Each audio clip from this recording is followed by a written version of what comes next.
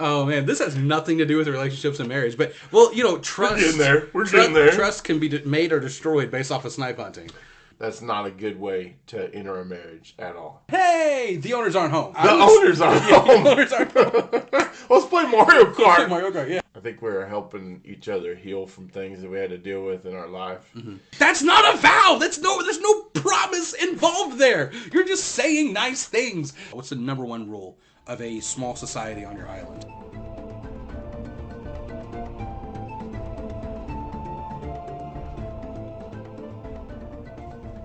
Hello and welcome to another episode of Charting Life. We're your hosts, Matt. And Aaron. And Aaron, yeah. So I actually changed it this time. I couldn't tell if I was Brandon or Matt. Kind of it's not a disassociative identity disorder thing, but that actually will be a fun story later on for the whole Matt-Brandon division. But I'm Matt. I'm here to stay. M-A-T-T. M-A-double-T. Double-T-T. Yeah, the extra T's for extra talent. Oh! Comment below if you know where that's from. All right, so today we're going to talk about, we're going to really focus in on our random whatever stuff and things that we find interesting. And this might actually lean in a little bit to some philosophy, religion, or whatever other things that kind of bump up against it a little bit. But we're talking about relationships. Relationships. Our favorite topic. Yeah. So we're going to specifically focus on like romantic relationships, marriage, that sort of thing. I've got just over 10 years of marriage with my wife, and how long have you guys been married? 16 years. So together, it's combined of like 26 years. But if you say my 10 years plus my wife's 10 years, we got like half a century combined of. Well, I mean, all four of us. Yeah, exactly. Well, at least that's when you read something like. Together, they have like 38,000 years of that's kind of they're adding. They're like quadrupling it. Yeah, with the business. Yeah, we've been established since 1897, and nobody's been alive in the family. Right. Well, yeah. Well, you know what I mean. Yeah. Well, they might say. Let me just wildly speculate because I like that being part of the DNA of our show is just wildly speculating. But let's just throw up some numbers. Hey, we've been in the business for 100 years, and together we have 700 years of business experience, and you've got 6 families, and everyone's got like 50 years or something like that. So that's my. We've been cleaning chimneys since before Noah's Ark. We taught Oliver Dickens how to sweep chimneys. Chimney. Okay. All right, so let's get serious. Let's get serious. No, actually, I want to make a comment as a throwback to one of the previous episodes. We were talking about our traveling tips and stories and failures and all of that.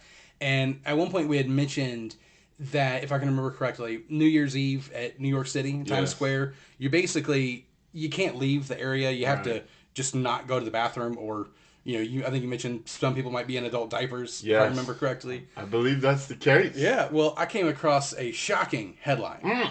Shocking. Yeah, it was something. Beware, people. Shocking. So, I guess Taylor Swift is still singing. She's still a thing. She's 100%. Right. So, she's doing her concert, going on a tour right now. And the article was saying that there are adult human beings who will wear adult diapers so as to not miss a second of the concert. Swifties. Is that the brand of the adult diaper? Oh, man. We just, ladies and gentlemen, we're launching our new pad company called Swifties, and it is tailored. No, that's too far, ain't it? No, everyone's got to have a little pun on the... So, if there are any angel investors, let us know. We'll be glad to get involved in the dirty business of adult diapers. Dirty... Dude, you're literally running with this. You have it in your hand, and you're just running. Well, the dirty business. They tailor your Swiftie to fit. Come on. I mean, that's terrible. Yeah. But it does sound like a legitimate business plan. Yes, absolutely. Idea. Yeah. Philanthropist. Follow the... Yeah. Well, okay, so here's the thing.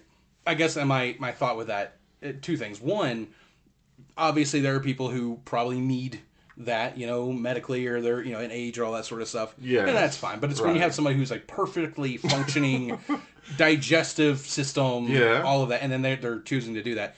So I would say that's absolutely ridiculous as a human to just wear an adult diaper because you're so devoted to that. But let me turn this around, though. There's one situation where I think that would actually probably be okay. I'm going to get your thoughts on this, okay? Okay. Not because of Taylor Swift's voice or any other concert or sporting event, but take that same arena, whether it's like an indoor like basketball arena or like an outdoor football arena. If you wore an adult diaper because you did not want to use the public bathroom in the stadium, I'm not saying I do it, but I understand it. The stadium. I'm not. Willing to hear somebody out on I've it? never done that. Send us your comments at chartinglifepodcast@gmail.com. Holy crap! No pun intended. No pun intended, but widely appreciated. No, I will say though, like I've been back and forth whether I should say it. I'm going to say it anyways. If you get grossed out by this kind of stuff, just fast forward 35 seconds or so. But I was at a football game. It was cold, right? Really cold, and I went there. I was trying to beat the halftime rush. So we're apparently about 100 other guys. And I was walked in there, and have you ever been in a sauna? Oh, yeah. Yeah, you got the steam coming in, it's cleansing. That's usually clean water. Yeah. I had to turn right back around because it was a sauna in there, because it was cold outside, warm inside, and a lot of the, I guess you could say, body fluids heating up the room, and it was steaming out. It was widely disgusting. So, that's... Dang. Yeah. So anyway, Swifties, angel investors, right. will take that. Oh, goodness. So let's switch gears and talk about something a little bit better. Have you ever heard of a Yellowhammer cookie? I have not. Okay, I got a picture up here. It has like pecans and honey and some other stuff. Somebody just made some oatmeal and smashed it together. Yeah, like a no-bake type cookie. Well, here's the deal. It is now the official state cookie of the one and only Alabama. So reading here from Bay News 9 Strange News, Alabama now has an official state cookie, the Yellowhammer cookie. Governor Katie Ivey on Friday signed legislation naming the confection created by Montgomery fourth grader as the official state cookie. Because, hey, fourth grader, getting smart. Right? I guess I don't know if there's any home back there. Yeah, represent. Let's see. The students at Montgomery's Trinity Presbyterian School came up with the idea of a state cookie. Fourth grader Mary Clark Cook, if you're going to make cookies and your last name is Cook, it's fitting. It's it's fitting. It goes in the family. Like keep it to the name there. Anyway, she submitted the winning recipe, which includes pecans, peanut butter, and honey. Let's see. She brought a batch of cookies to the governor for the bill signing ceremony, which makes sense. And apparently, Alabama has a long. Did you just say which makes sense? It does make sense. They brought cookies to. Yeah. Oh goodness. But yeah, so I guess Alabama apparently has a long list of official state emblems and symbols, including a state vegetable, nut, amphibian, come on, man, and spirit. Why do we have to have a state everything? Like, I remember, what is the only thing, do you remember anything state, the state of Kentucky? We got the bird and the flower. Cardinal, that's easy. Cardinal. Is it goldenrod, I think, is the flower? Or grass weed or whatever it is. That. Yeah. More like goldenrod is something. Weeds. It's not just weeds. It's not the Kentucky bluegrass. Oh gosh. In Missouri, the state bird, dude. The only thing I remember is the state bird, which is the Mizzou.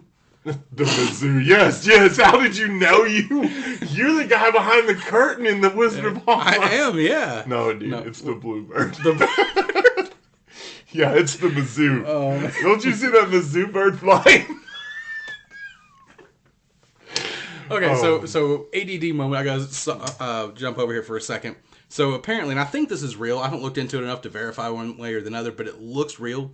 The Kentucky State Fish and Wildlife, the Kentucky State Fish and Wildlife Department put out official open season hunting rules for snipe hunting.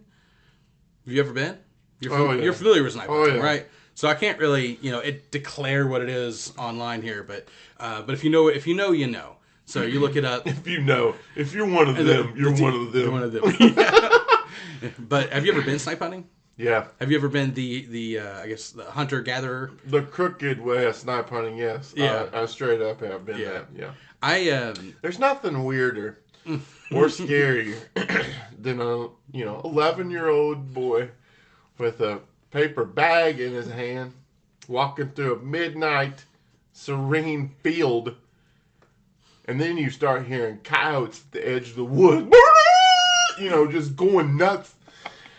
Yeah. So, I mean, that might get your blood pumping, Yeah. And they tell you got this flashlight. What are you little gonna do flashlight, with a flashlight? A bear starts. I'm gonna shine the crap out of your eyes if you don't come. You come any closer, I'm gonna get you right in the eyeball. So yeah, what would be more intimidating to the animal, to like shine the light in its face or shine a light in your face? You make the. Oh man, this has nothing to do with relationships and marriage, but trust. We're getting there. Trust can be made or destroyed based off of snipe hunting. Mostly destroyed. It definitely can be destroyed. Teaches you to trust no one. So I never looked at those older guys the same after that night. Yeah. We're going quote unquote. If you can see my fingers pumping up and down. Yeah. We're going snipe hunting, guys. If you don't know what snipe hunting is, all I can say is most people know somebody who's the outdoorsman, the hunter, that type of person. Go talk to that person. Ask them to take you snipe hunting. Just one time at night. It's an experience you'll never forget. It'll be a story like you can share with your kids and grandkids, take to your grave, that sort of thing. It'll be a story worth telling. Tell them not to leave the house without the Swifty. Yeah. But don't leave home without the Swifty bag of Swifties. Make sure you take your Swifties with you. Oh man, somebody's gonna make a business off that today. Yeah, they might. But listen, just kind of saying, give us a percentage or an angel investor. We'll work out the details of how to make that out. With this voice right now. Well, okay, an angel investor. Yeah. Call our office at our 1-800 number. 1-800. That's it. That's all there is. It's just 4 numbers, 1 and 800. Oh man. Okay, so relationships, yeah, and goals. Well, as far as friendships, this sounds like our type of, it's blended, mended, and sended. You know what I mean? Yeah. I have no idea what you mean, actually. Sounds like you're just rhyming. How did I'm preaching. That's the same thing. Hallelujah. You know what I mean? How did your relationship with Tiffany start? Okay, so that's a bit of a fun one. I was going to ask you first with Christy, but I guess I'll go ahead. I beat you. You did. You beat me to it. Nice job. So, how far back do I want to go? At the beginning. Well, at the beginning. So, Tiffany spent most of her life in Florida, growing up, Clearwater area. I grew up in Kentucky, ended up moving down to Florida. Yeah, back in 2009. And it was kind of interesting. Her parents, they were going to a church that they were the youngest kids there at like 20 years old. 19, 20. Like everyone else was way older. And that's fine. But their sisters were wanting to go to a place where they can kind of socialize with other people, similar-minded people closer to their age. Right. And, I guess if I remember correctly, her dad was less idea on like, I'm kind of comfortable here. We don't really want to move. And then one of her sisters said, we're never going to meet husbands here. And like the next Sunday or two, they were trying out a different church. So they ended up at this at the church that I was at. What does that say about your wife's mom and dad? They just wanted to get them out of the nest, baby. Well, there were 4 girls. 4 girls there. Ooh, yeah, and only one bathroom. City. 4 girls and 1 bathroom in the house. You got to do what you can to. My man was struggle busting the whole time. He's looking for a way out since day one. Oh man, he might be an interesting interview one day church. As well. Yeah. My girl's gotta get married. So, but the funny thing was, Tiffany didn't really have any real intention to find somebody. It was just, hey, we'll go find someplace else. But staying in the same place with family is very important. She was playing the field. Yeah, that's what she didn't tell me that. I guess I had to read between the lines. No, so anyways, so we're at the church for she's at the church for about a year before we ever even met. At the same time, there was a young adult group that was kind of happening. There was I wouldn't call them older adult, but they're certainly not young adult. There was a couple who they just kind of opened. They opened their house to all the young adults. Right, they were married. They had a couple of kids. So they opened their house on Sunday evenings. Like, you guys come on over. Basically, our house is your house. We'll cook, and sometimes she made sushi or all the different kinds of stuff. Snap. Oh, dude, it was sushi. Man. She could cook. The wife there at the house, Natalie, she could cook really good. But anyway, so this was going on for about a year. They trusted a few of us really good, so much so that they were actually out of town. And they gave one of us the keys to their house to come in on Sunday and have that facilitated place just to hang out. Yeah. So anyway, so we're over there, and there's Would probably you trust any of your youth Well, maybe I shouldn't have asked No, that I question. actually there's about 2 or 3 I would trust. Okay. I'd give them some When ground you're rules. out of town, I don't know if I know a single soul. Yeah. No, we've got a couple of really good teens. Now, granted, we were young adults, like 20, give or take. 19, 20, 21. Some of us in their mid 20s. So, but anyway, so we're over there. They're out of town. The one week that they decide to stop by, and so I kind of developed this weird habit, and I'm that weird mixture between extroverted and introvert. So it's doing all the personality tests, I always end up like right down the middle. Or every time I take one, I'm on a different spot. So anyways, I'm kind of right down the middle, and I don't know from moment to moment in a large group situation which I'm gonna lean to. But apparently, I leaned into this thing where if somebody came in, I would just do a big welcome, like "Hey," big welcome from halfway across the house there when they coming in. And so Tiffany and her sister came in, opened the door, and I did my "Hey, the owners aren't home." That's how I and they're like, "Should we leave?" Yeah. I don't know. So they came in, and so that's how we met. And then apparently that day, somebody had busted out their the owners like their Wii system, and we're playing Mario Kart. And I was pretty confident that I could destroy pretty much anybody in Mario Kart. Oh, Didn't realize that Tiffany grew up on this stuff. Like that was her game. While I was playing Call of Duty at some point, she was playing Mario Kart, and she destroyed me pretty badly.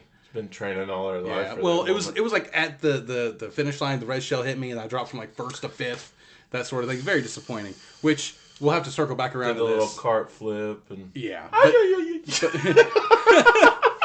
but Mario Kart actually is a part of our I guess you could say marriage counseling therapy sessions within our own selves. So we'll circle back around to that. But so that's kind of how we got started. And at first, she actually thought I would have been a good match for her sister. Like she thought that highly of me because again she just wasn't.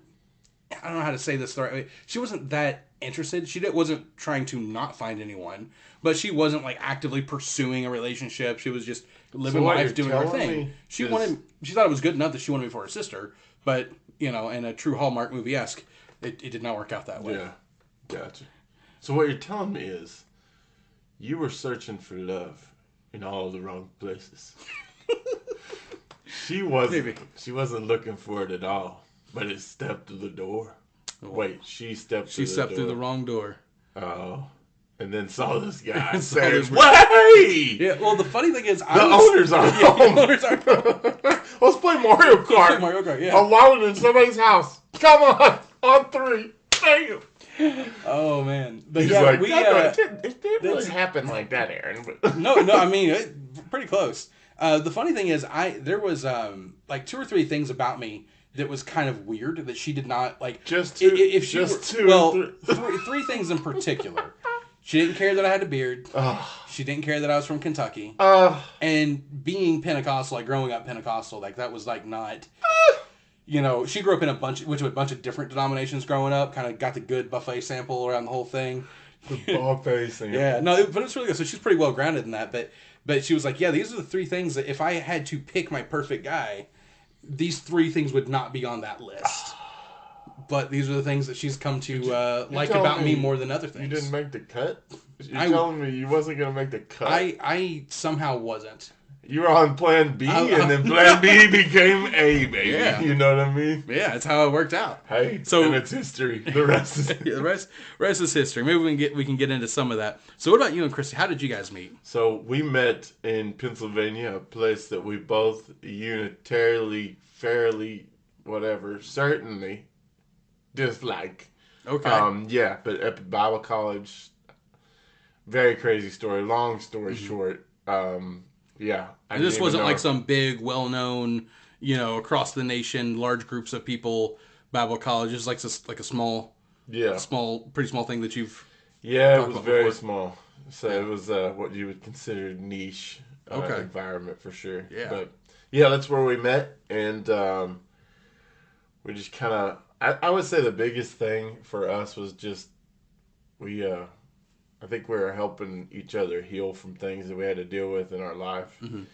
And I think that's really where we connected the most. But yeah, we met at Bible college, and then so it was different, going home and working all summer, try to move to Kentucky.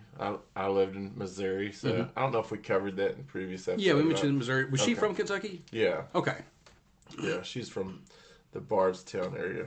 Oh, okay, that makes sense now. But yeah, so I had saved up all my money from working that whole summer between Bible college and the time that I'd moved here, and just made all that happen. It was a trip, a plan, a future worth fighting for. So that's what I decided to do, man. And that's a great little like trip, a plan, a future worth fighting for. Write it down. Yeah, we need some more listeners. Once we get some merch. Angel, got an angel investor for Swifties.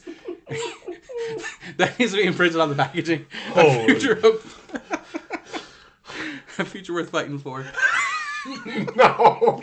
Oh, jeez, dude. That's all right. I like it though. Yeah. It makes sense. I think next time I perform a wedding ceremony, I might try to not the Swifties part, but just a little what is that small plug? Yeah. Today, shameless plug right into the. Yeah. No, I've done one wedding ceremony because I'm a minister, so I can do those officially. Ooh, you've done one? Yeah, it was Tiffany's sister actually. Wow. Yeah, that was very cool. Pretty cool story. Yeah. We need to do an episode on doing weddings. Okay. Because that would be pretty cool to talk about because it is a unique environment for sure. Yeah. I've done, I want to say 3 weddings. Okay. And they are.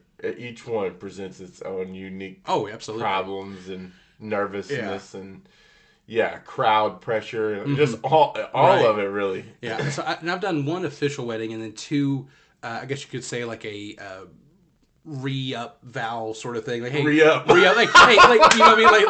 Like, hey, it's our 15, 20 year anniversary, family that like a family wanting to have that. One was actually really cool. I was, it's my mom's cousin. I was actually the ring bearer in their wedding. And so then grew up and became a minister and all that. And they came down to Florida where I was at and just vacation. They wanted to redo their vows sort of thing. And so I got to do that right there on the beach with them. That was a super cool experience, kind of a full circle deal there. So that was pretty awesome. But one thing I would say when it comes to wedding vows, this is just we'll do maybe a separate podcast about that. But one thing that bugs me so bad especially when you're kind of behind the curtain and you're part of the operation of this sort of stuff. Yeah. Just observe, like, what is a vow? It's a promise, right? Right. So when you have, especially if you see it on TV, the couple are going to say their own vows, and they say stuff like, "I have loved you since like the day after I met you, and I think it's awesome when we wake up and you make me coffee," and like that's not a vow. There's no promise involved there. You're just saying nice things. So as a minister, I'm going to always make sure that's a certain point where if the couple wants to do their own exchange of words with one another, the couple's about to exchange some words. They're going to roast each other. It's a rap battle. No, but if it's not a vow, I'll let them say, look, you can say whatever you want to each other, but I'm not about to call it a vow if it's not a vow. Like, just call it what it is. It don't bother you at all, hardly, though, does it? No, not at all. I can't even hardly tell you. Barely not at all. I've barely said anything about it. But yeah, a vow is a vow. It's a promise. So in relationships, if you ask me to marry you, don't say this for your vows. Let's spin it that way for a second. How did you propose to Christy? Well, I sat her down on this giant log in the middle of a forest. I'm going to try to say it as country as possible. That way you get the full picture. Now where was this? This would be the net. I wanted to, anyways. This would be Bernheim. Okay, yeah, Bernheim. The national forest. You feel me? Mm-hmm. Yeah, I took that lady into this trail, and we were walking hand in hand. Little squirrels skirted across, and I thought, man, this is the time. You know what I mean? I'm going to set her up on this giant log that's been laid over this path. I'm going to get down on this knee, and I'm going to tell her, I'm hungry, honey. No, I'm just joking. Is only one person leaving this scenario? Yeah, no. She's still around. You can check her Facebook status, make sure. No, that's exactly what happened. So we went out to Olive Garden, the classiest of classies. Then we went to Bernheim, and actually, I think I might have that backwards. I think I proposed to her at Bernheim first, and then we had a celebratory Okay, yeah. dinner at the Olive Garden Yeah. afterwards. How'd you propose to Tiffany? Which time? No. So that almost Did sounds you like do it almost it a sounds like couple she rejected. So she's Dude, your face. For those listening right now, Matt's face is like, look, don't presume things. I'm gonna straighten it out right now. right. So let me try to straighten it out. So there was no rejection in there at all. It was just, I guess, trying to get it right. And so we first, I guess, realized that we were engaged before even asking the question. So when we started dating, our whole purpose was we're not going to mess around and just, date for the sake of dating. We are both wanting to find a marriage. We want our dating relationship to end in marriage. Yeah, so the whole purpose of dating was to see if we're compatible for marriage. That was the whole thing. And so at one point we realized we were planning details about the wedding. Like, okay, if we were going to get married, this is kind of what we would do. This is the date, like this would be a hypothetical date that would work out for us, and planning like where we'll go on the honeymoon, that sort of thing. And we realized, so I guess this means we're doing it, right? We're going to be getting married. And I was like, oh, I guess so. And so then later on, I got the ring and everything, and we went out to this park. And here's a tip, okay? This is for the guys. Pay attention. You went to a park too? We went to a park as well. Yeah, it was a park that she liked going to. But for the guys, pay attention where you put your knee down. Girls, listen, the guy is not paying attention to where he's going to put his knee down, so you need to watch out for him. I was on gravel, and so I got down on one knee, put my weight on that knee, and I shot right back up and said the word nope. That's how I started the proposal. Yeah, so I went down on a sharp rock, and I bounced right back up. I was like, oh, let's reposition this. And then tried it again. I just wonder what Tiffany thought in that moment. She knew it was going to happen. Yeah, she knew it was going to happen, really. And so we're compatible with each other. We know each other well enough that it's not like what's going on here? Like we knew. So that just adds extra flavor to it for us. Like there's extra little spice of niceness there. But yeah, so that's how I engaged and proposed to her. But what is something that you think, you said about 16 years now? Yeah. What is something over the years that you think has gone well in your marriage? Like something that you guys have done really well. Maybe you had to learn it, but you learned well. So giving each other the space to do your hobbies, your activities. Right. That's probably one of the biggest issues with marriages that I've noticed. One or the other want to lock the other one down to keep them at home or keep them with them all the time, and it just restricts you. Yeah. So eventually, it's like being boxed up. You want to break out. Yeah. But yeah, I would say that's probably some of the best advice. You guys enjoy your hobbies. Take time alone without each other, and it makes the time being together a lot better. Okay, yeah. Let me throw out an idea that would be kind of maybe tangent to that, and see if you would think this might be a good way to say it. Is enjoy allow each other the space to do your hobbies, things like that, but at the same time, it's an open invitation if they want to join you in it without restricting you. Does that make sense? Yeah. So, like, if you want to go hunting, and Christy wants to go hunting, if she wants to go and follow the rules of hunting etiquette, she might not. Oh, no, she don't have any issues with that. She has issues with being out there in the cold. Yeah, exactly, yeah. So, and that's nothing to say, about her. And I think it's just, that's not everyone's set. But yeah, so if you have a hobby, like, so for me and Tiffany, we have, different hobbies we try to get to whenever we can. And generally speaking, it's like, hey, I want to do this thing for a little while. And, she can come join me if she wants. She doesn't have to. We enjoy spending time with each other. But, but it's not like it's a mandate that you have to stay away or mandate that you have to be with me. Right. But if it's something like, hey, you know what, you want to have some time alone by yourself, go read or something, go for that, and I can do this or whatever. So that's a pretty cool thing. What is probably something that you, out of the gate, you wish you would have known? Like you kind of learned it the hard way? I think the expectation. So I grew up in an environment where it was very old school. The man goes out and works. Yeah. Does the man stuff. Take the garbage, mow the lawn, things that I was raised to your wife shouldn't be doing, you should be doing that. Right. So I think that's probably one of the biggest things that you have to jump over is like, how do you navigate that collectively? Because it's not just you thinking about it anymore. There's another participant. Right. Yeah. And then it obviously affects them as well. So I'd say you have to learn as you go. If you have it in your mind that life is going to be, or marriage is going to be this certain way, and you're just going to hold to that standard, that's not a good way to enter a marriage at all. You have to bend, you have to give, you have to.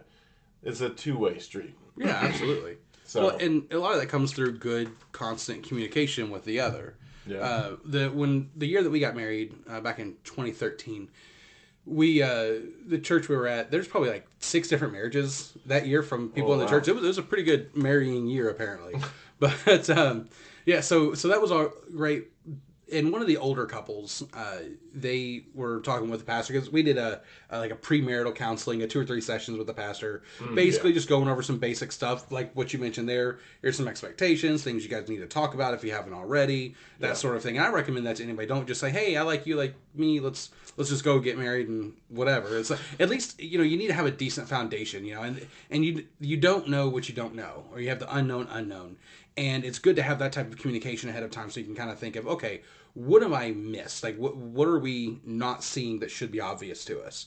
And so we went there, and one of the older couples, older people getting married, this guy printed out a list of like 36 topics or something. Like, it was pretty lengthy of things to talk about, and it covered everything, including things that like probably wasn't going to affect you for years to come. So, for example, like, hey, if you have kids, how many would you like to have?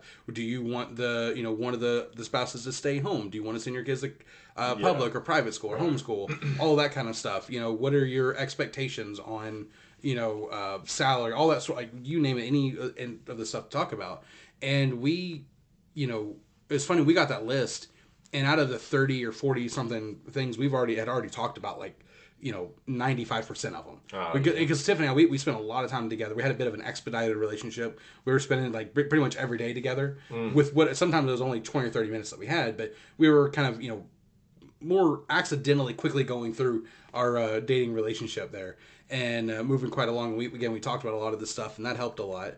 And we were on the same page for pretty much everything, but even the things that we weren't on the same page for, we were able to discuss and see where the other person's coming from. So like you mentioned expectations, like you have expectations, and if Christy had different expectations, if you have that conversation ahead of time, it's a lot easier because you can try to figure out what in the world's going on with the other person instead of saying, let's make it the way that I'm wanting it to do. There's so many stories, of people who they get married and then they realize like 3 weeks in that this is not the way that I had expected it to be. They want to go take a nap on a lazy Saturday or Sunday, and their spouse is like, no, we're cleaning the house and we're doing this. Like, that's just one example among many that you can get to. But it seems sensitive, man. It seems close to the heart there. No. That's really, I don't think that's the issue for us. But let me ask you this: if you're comfortable talking about conflict, when you have conflict, how do you guys handle that? The opposite of each other. Okay, so you each have different ways that you like to address conflict. Well, not like you just pretty much you're. What would be the phrase? Like, you're wired to react a certain way. Oh, yeah. So my reaction is very forthcoming. I want to get this settled right now. Right. I want to be understood, and I want to understand you at the same time. My wife's approach is, hey, give me space, leave me alone for a while until I've thought all this out in my head and have a comeback, or like, maybe a comeback's not the... a way to address the issue that she feels like she should have or should be able to vocalize. And that's usually what it is. So it's usually me getting frustrated because she doesn't want to talk right now. And then she's frustrated, because she doesn't want to talk right now. Right. I'm right here ready to talk. Oh, man. Let's get this settled. So you just have to find a common ground there and just... And fill that out. It takes a while. It takes a while. It takes time. So for Tiffany and I, and I like to say it, but we've never had a yelling match with each other in our marriage. And people have different thoughts and views about that. But usually, I think Tiffany said it this way: one of us knows when to shut up.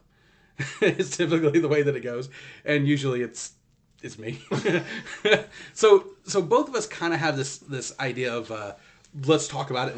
We want to get through the conflict as quick as possible. Okay. And she wants to just part of her wants to hash it out, but part of me also part of my life story. If we can go back to the cliches of my journey in life, is one where I really hate conflict. It's really not. My temperament is very much against conflict. You avoid it. Well, there have been times in life when I did avoid it, or even if it wasn't conflict didn't involve me. If I knew, like for example, because I hated it so much that my parents let me know, like, hey, your brother got caught doing something. We're gonna have it out tonight. You want to go to your grandma's tonight? Instead of like, I could have stayed home. I hated it that much. I asked them, like, look, if there's anything that's gonna come up where there's gonna be fighting or something, just let me know and I'll get out of the house. I don't want to be around it. And so for me, I still do I want to go slower. I want to think through it because I'd rather get it right, as close to the first time as possible. And so usually I will just kind of sit there. I'll listen. I'll think about it. I'll run the simulation in my head about 50 times and thinking that I'm right. And then I realize, oh wait, I think I was wrong somewhere in here. Yeah. Let me keep running it until I find the issue. Oh, right. And then the thing is, like, we resolve our conflict, but it's usually at a point when it is we're cooler heads. Yeah. Very rare are we both hot-headed at the same time. We both get hot-headed, especially with our kid. That's kids, they just really can push that button on you. Play every single string you got on your guitar. But yeah, usually we can tag team pretty good. There's been seasons in life where we're both kind of off at the same time, but generally speaking, we one of us knows when to shut up, let the other one say their piece, sit on it for a little bit, and then come back and address it instead of saying we have to fix it this second.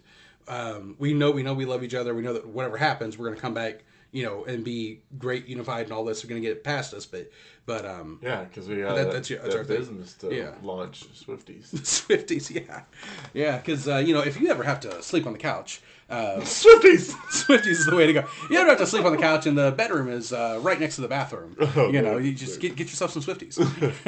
Well, that makes a lot of sense though, as far as talking about your relationship. Yeah. So I think we got a pretty good relationship. You guys you say your guys is pretty good. We have to, man. Stick it out. 16 years. Yeah. No going back, right? If you hate each other, you've been doing it wrong. Yeah. So let me throw out this interesting thought here. This has been a little while ago. There was some person who kind of, I guess he made a suggestion online, and people started like just really going at him.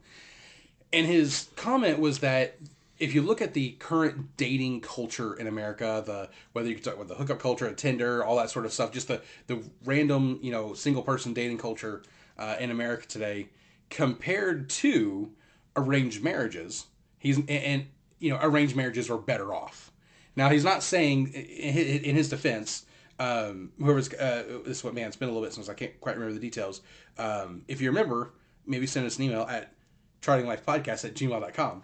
But his comment wasn't that this is the superior way, but he's saying if you're just if you all you had to do was compare arranged marriages back in the day versus the live completely for yourself and just the selfish dating style that you have today. He's like, arranged marriages are better because you have to be selfless in those. You're at that situation where you have to learn to love the other person when you find yourself in a situation if you don't naturally like them. Now, I'm not saying, again, that that's the best way to go about it, but that's an interesting point that in relationships today, it's very easy to be very me-focused and not be self-sacrificial because, well, they hurt me here, or they won't live up to my expectations here or there.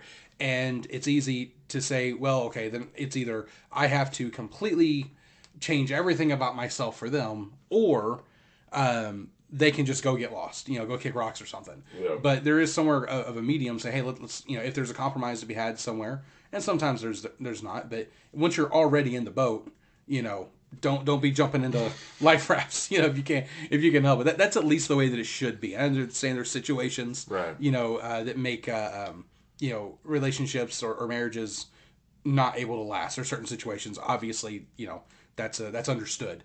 But I think it's way too easy to break things off today, as opposed to just saying, you know what, this sucks right now, but we need to find a way to work through it and learn to live with what we have. Maybe relearn to love each other if that situation calls for it. Yeah. What are your thoughts on that? No, I agree 100%.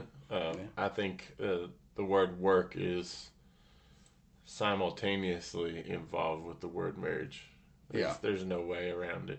You have to constantly be evolving. You have to constantly be changing and figure out. Because, I mean, your understanding is what changes. Right. Every year. Oh, yeah, absolutely. Your knowledge, your understanding, your experience, your expectations, all those change every year. And you're foolish to act that your partner doesn't have the same thing going on. Exactly, yeah. Their brains changing, their minds changing, their lives changing. And everybody's is the whole time. So there's no really cut and dry, cookie cut manner of holding a marriage together. You have to constantly work at it. Yeah.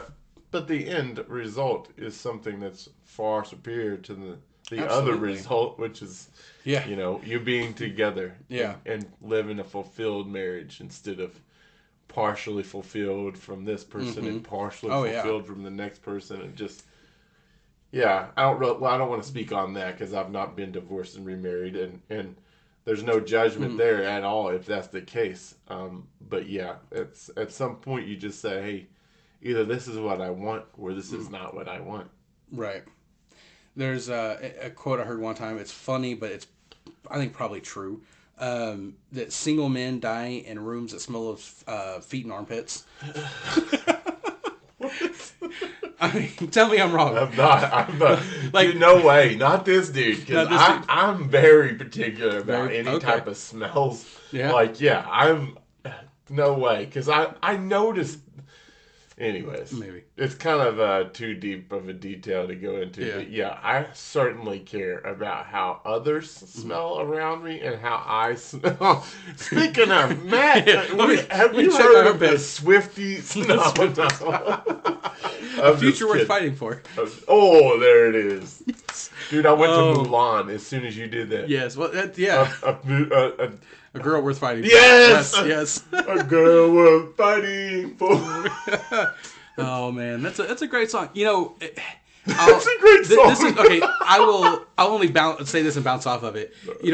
There's a few things in that movie, like the "I'll Make a Man Out of You" and the "Girl Worth Fighting For." Those are actually pretty good songs. He's like, I've listened to it today. Like the message of the songs are pretty good. Yeah. So what was I going to try to say here? That marriages are a girl worth fighting for. Marriage is worth fighting for. Look how that happened. Look at that Mulan changing lives, bro. Changing lives and everything. The cartoon one, not the new release one. That one was... I haven't even seen... I don't think I've seen the new one. Yeah. But anyways, that being said, your solid marriage advice can only be found here at Charting Life. #Swifties. #Angel Investor. #website questions and everything else. It can only be found here, truly. Wouldn't you agree, Matt? Yeah, more or less. Yeah. A future worth fighting for. Oh man, this is. I think that might have to be like the tagline to our. A girl worth fighting for. to our podcast. That's our. What is the business statement? Island question. It's if you had an island with a future worth fighting for, who would you take with you? Oh man, so let me ask. I was sorting through some not really famous, but internet questions, things that say relationships, advice, good advice, bad advice. So here's just one. Maybe I mentioned one or two of these. One suggestion was to find ways to make each other feel appreciated. So now, sometimes we don't think in those particular terms, but I imagine you're probably thinking about that in some way. What is something that you try to do to make Christy feel appreciated? Definitely carry all her stuff for. Okay. It's just simple things. Yeah. That just I just think about my wife, and I don't want her to have to carry. I know it might not make sense to a lot of people, but I look at her as a not fragile maybe, but as a treasure. I don't want something that I could be taking care of wearing her down or changing her physically or anything like that, or making her more tired. God knows women are tired, apparently. I hear it. How many times you hear, I'm tired! So, but yes, anyways, there's just a lot of methods. Just be thoughtful. That's the simplest way to put it. Yeah, I mean, that really is, be thoughtful, kind of consider. What would my wife want today? What would she enjoy today? 100%, yeah. What would they enjoy? Because if you are very me-focused in a relationship, then those are going to be harder to come by. Or you're going to want to maybe do something that they would enjoy, but you're trying to get something out of it. Yeah. And, in a more properly ordered relationship, it is, I'm considering you, I want you to have a good day for the sake of you. Well, and let's stop right there for a second. So when it comes down to that, though, that's not ever really navigated. There's times where you got to both compensate. Meaning like, hey, Christy, I want to go to this hardcore show tonight at 9:00, and she wants to go, to bed. Like 10:00. Yeah. So our compromise would be, hey, look, if you want to, I'll go to the show and only be there for 45 minutes, an hour, whatever, and then we'll leave and go. But yeah, it would be remiss for you to act like you don't have to constantly make sacrifices and changes, because you have to wind up compensating for your partner. If they're compensating for you, you have to compensate for them. But so to back up, so there's times it's not going to be me focusing solely on Christy, or Christy focus solely on me. Yeah. We can simultaneously get to the place we're wanting to go together. Right. Yeah. Does that make sense? I think it's you kind of mentioned that, like, there's that change along the way. Something that Tiffany and I guess probably one of the foundations of our relationship at the time was at the early 2010s, so 2010, 11, 12, 13, there was kind of this idea of like, I don't want to change. I don't want us to change. It was like, well, we saw that on its face as just an absolute absurd thing to say. We're always changing all the time. Right. And so basically we kind of built our relationship on that foundation, is that things are always changing. We're just trying to do everything we can to make sure that we're changing together. Yeah. That as things are moving along, we grow together. And there is something to say for gender, norms and stereotypes and all of that. But, sometimes we go through phases where maybe I'll do most of the cleaning and stuff. I've tried doing the cooking. I can do some dishes great. She does cooking a lot better than me. Frozen pizza, potato chips, a little ranch dressing, and soda pop. Oh, yeah. Frozen pizza. Wednesday night supper, baby. Go was the frozen meal, just throw it in the skillet, But no, she's really good. She makes like her own. Just the microwave. I have Don't never throw tried that one in the skillet. Oh man, but yeah, she'll do like homemade bread and all of that. But still, like, we'll go through times wherever the household chores. Yeah. We'll switch on and off to whoever. Sometimes we're both kind of ADD and forgetful. So sometimes cutting the grass is just whoever's next available to cut the grass will get out there and cut it. Right. So yeah, we've basically built our relationship on that foundation that there's going to always be change, but we're going to do it for the sake of each other and for the sake of growing together. So yeah, that's good. So with that, let me go to our island for a minute as we're closing this episode out. So you've brought your people on there. You're eating your potatoes. So let's say you're going to be there for the long haul. Okay, what is one rule that you would make for this island? Like, hey, we're not going to have an extensive, 5,000 laws, legislative session or whatever. But, there's got to be one rule that we've all got to follow. What's the number one rule of a small society on your island? So, how many people are we talking about? Let's see here. No, not your original travel company, but let's just say the first settlers to come, to come and check out your place and all that. The only rule I would ever say, I think this would be universal everywhere, for me, as far as my life. Just try not to be disrespectful. Yeah.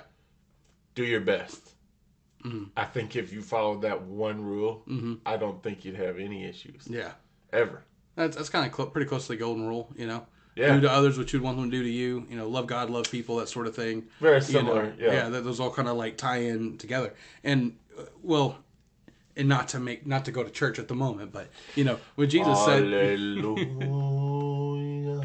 I'll sing in the background while you. All right. So when Jesus was asked about the greatest commandment, there's got the 10 Commandments, you got all the different laws and everything, and he said, love the Lord your God with all your heart, your soul, your mind, and your strength, and love your neighbor as yourself. And so he said, on these two hang all the law and the prophets. And so, generally speaking, if this is your mindset that everything you're gonna do, you're gonna love God and you're gonna love your fellow man as a fellow image bearer of God, then yeah, even if you fail, you're gonna fail mostly in a generally good direction, if that makes sense. Yeah. And so I don't have a lot of time to, this isn't a sermon. I'm not breaking into all the nuances of it, but yeah, that's generally, be respectful of other people. Yeah. It's a really good thing to, and I think maybe let me do an add-on to that is be gracious with other people, because there are times when you're just tired, you're worn out, you really, I call it like your filter is gone. So it's not that you're just angry or that you're just ready to have it out with somebody, but your filter's gone. And if something were to provoke you, you don't have a lot stopping you. And so, so be respectful of each other. But at the same time, if somebody is generally of that same attitude, they're respectful of you and everything, but they're really missing the mark today, give them some room, be respectful. And if it's a pattern, that's a different story. But if it's, you have a one off day, 2 off day, something like that, then have a little grace for each other. So that probably sums up a good relationship, marriage stuff well there. I think it does. Be respectful of one another and give each other some grace and grow together. Yeah. So with that, I think that sounds like a good end to a podcast right there. I mean, it's right there. It's right there. All right. So we'll sign off here. Live life, do good, all of that. Do good, eat good, sleep, buy Swifties, and listen. Yeah, don't skip out on the Swifties, bro. Work hard on the. We're gonna sneak to the top, baby. Swifties, all the way to the top. Man. Should that be the episode title? I don't know. I think Swifties should be the future worth fighting for. Everybody, all trademark. These Taylor Swift fans are gonna click on this. Maybe. Like, we're gonna cover Taylor Swift stuff. I ain't kidding. Like, angel investor, come on down. We'll, I ain't kidding. We will talk. We will make something happen, and we'll all make some money off of this, so that we can go find our island. All right. A girl we're fighting for.